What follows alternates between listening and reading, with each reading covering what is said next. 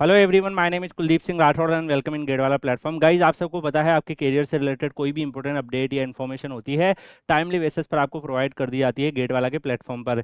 Guys, definitely आज का जो अपडेट है थोड़ा सा डिसअपॉइंटिंग है। मैंने जब पढ़ा मेरे को भी डिसअपॉइंटिंग लगा, स्टूडेंट्स भी डिसअपॉइंट होंगे यहाँ पर। आप सबको पता है, लेकिन हर एक आपकी करियर से रिलेटेड अपडेट्स हम आपको प्रोवाइड करते हैं। ऑफिशियली कोल इंडिया की तरफ से अपडेट आया है। कोल इंडिया महारत्ना कैटेगरी का PSU government of India undertaking, जहाँ पे ऑफिशियल ऑफिस ऑर्डर है, रेफरेंस नंबर भी दिया हुआ है ओरिजिनल यहाँ पर, एंड डेट जो है 13/10/25 ऑफिशियल ऑर्डर, लेटेस्ट ऑर्डर है।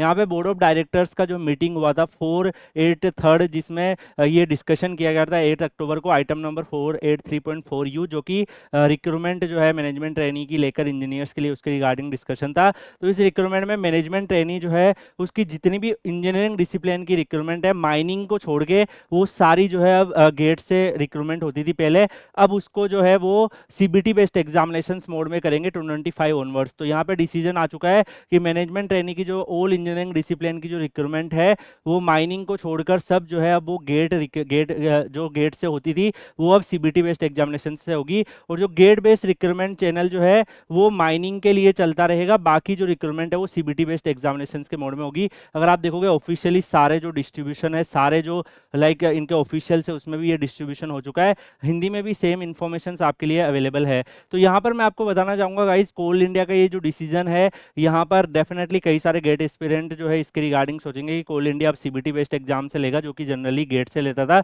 तो मैं आपको ये बता दूं कि गाइस 2020 के आसपास या उससे पहले देखोगे तो कोल इंडिया जो है वो सीबीटी बेस्ड एग्जाम ही अपनी रिक्रूटमेंट कंडक्ट कराया था, लेकिन उसके बाद उन्होंने गेट से रिक्रूटमेंट कर दी थी। एंड लाइक यहाँ पर एक सीन ये है कि काफ़ी सारे स्टूडेंट जो है वो लाइक ज्वाइन कर लेते हैं डिफरेंट डिफरेंट पीएसयूज, क्योंकि गाइज आप सबको पता है सारे पीएसयूज का रिक्रूटमेंट जो है वो सेपरेटली चलता है। तो एक स्टूडेंट पहले मान लो कोल इंडिया रिक्रूटमेंट ज्वाइन कर लिया, फिर उसका बार्क में सिलेक्शन हो गया या फिर किसी और बड़े पीएसयू में सिलेक्शन हो गया, तो कोल इंडिया में ज्वाइन करके कुछ टाइम बाद छोड़ देगा। तो ऐसे बहुत सारे सीट ड्रॉप आउट होते हैं। और आप सबको पता है कि कोल इंडिया हो गया, एनटीपीसी हो गया, इनमें मल्टीपल लिस्ट निकलती रहती है, second list, third list, fourth list. तो जितने डिजायरेबल कैंडिडेट्स है वो इनको मिल भी नहीं रहे। दैट्स वाई जो है वो ये थोड़ा सा इन्होंने हार्श डिसीजन लिया है इन माई मेरे अकॉर्डिंग। माइनिंग में जनरली जो है आप सबको पता है कोल इंडिया ही एक अपॉर्चुनिटी है, और थोड़ी लिमिटेड अपॉर्चुनिटीज होती है। माइनिंग में इनकी सीटें फिल हो जाती थी, दैट्स वाई इन्होंने माइनिंग में गेट से कंटिन्यू रखा है, जो गेट बेस्ड रिक्रूटमेंट थी। तो गाइज यहाँ पर अगर हम देखें,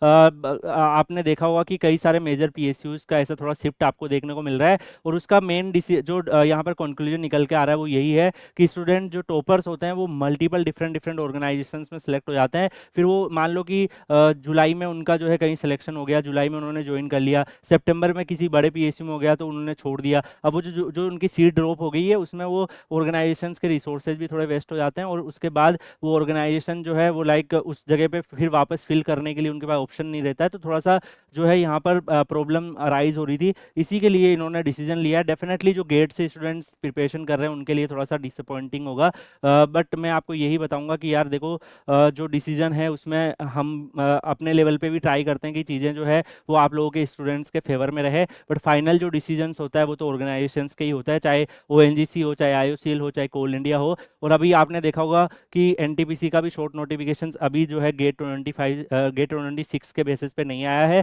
तो हो सकता है कि क्या पॉसिबिलिटी बनती है, आगे देखेंगे। बाकी पीजीसीएल जो है महारत्ना कैटेगरी का पीएसयू है, वो अभी भी गेट से ही निकाल रहा है। तो हो सकता है कि कुछ पीएसयूज अपना सीबीटी करवा ले, कुछ पीएसयूज अपना लाइक गेट से ही रिक्रूटमेंट कंटिन्यू रखे। बट एक चीज़ ये है कि मतलब ऑलमोस्ट मैंने ऐसा नोटिस किया, जैसे इस साल भी मैकेनिकल में जो ऑल इंडिया रैंक 5 थे उनका ओएनजीसी का जब उन्होंने एग्जाम दिया तो वो भी निकल गया। मैंने उनसे पूछा भी था कि आपने कोई डिफरेंट प्रिपरेशन करी थी क्या, तो उन्होंने यही मेंशन किया कि सर मैंने गेटी की तैयारी करी थी, बाकी थोड़ा बहुत एक्स्ट्रा जो है लास्ट में जब ओएनजीसी का एग्जाम आया था तो कुछ रिवीजन वगैरह करके थोड़े से पीएसयू बेस मैंने पीवाईक्यू वगैरह लगा ली थे, बाकी प्रिपरेशन तो मैंने गेट की ही करी थी। तो यहाँ पर देखते हैं आगे क्या सीन बदलता है। ओके, अभी आपने देखा होगा आईओसीएल में भी कुछ ब्रांचेस की रिक्रूटमेंट निकली थी सीबीटी बेस्ड एग्जाम में, यहाँ पे कोल इंडिया ने भी अनाउंस कर दिया है। तो डेफिनेटली कोल इंडिया का विदाउट गेट जो है सीबीटी बेस्ड रिक्रूटमेंट जल्द ही देखने को मिलेगा। जब डिटेल एडवर्टाइजमेंट आएगा अब मैं उसकी इन्फॉर्मेशन गेट वाला पे आपको डेफिनेटली प्रोवाइड कर दूंगा। बाकी Kuldeep sir underscore PW Telegram channel आप ज्वाइन करके रखिए। आप सबको पता है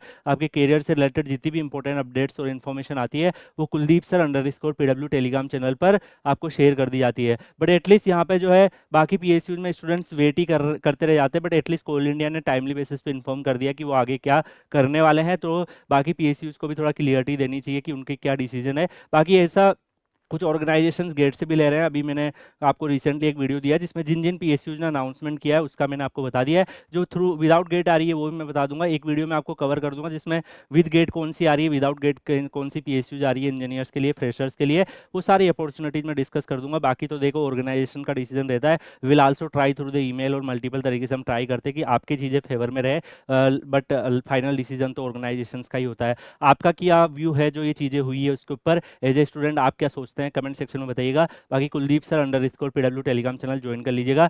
मिलते हैं हम लोग नेक्स्ट वीडियो में किसी और अपडेट या इन्फॉर्मेशन के साथ। तब तक के लिए goodbye, take care, see you.